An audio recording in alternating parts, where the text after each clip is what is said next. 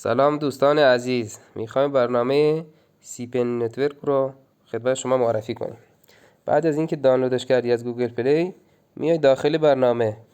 گزینه اولی ایمیلتون رو میزنی.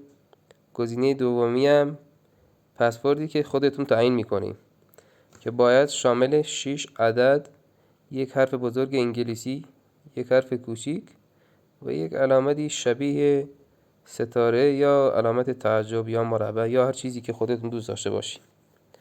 بعد گزینه بعدی هم همون رمز رو دوباره تایید میکنی، همون رو تکرار میکنی. بعد گزینه پایینی هم کد رفرال رو میزنی، همون کد ما، کردم. این کد اینجا مینویسی. بعدم میای پایین سینگاپ.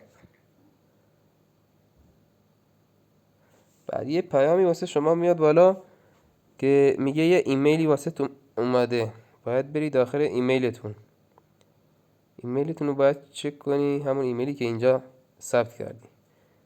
ایمیل وریفای اومده، وریفای ایمیلتون رو اینجا تایید میکنی، باید روی این گزینه کلیک کنی. بعد درسته تایید شد، برمیگردی داخل برنامه، اینجا ایمیل رو میزنی، اینجا هم پسوردی ها که تعیین کرده بودی، سینگین رو میزنی.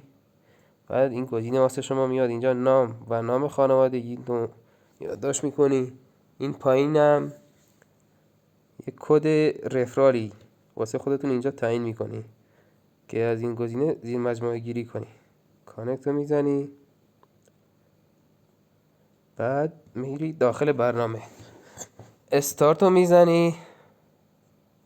بعد از اینکه این گزینه رو زدی، ماین شما شروع میشه. بله، اینجا نشون میده 24 ساعت.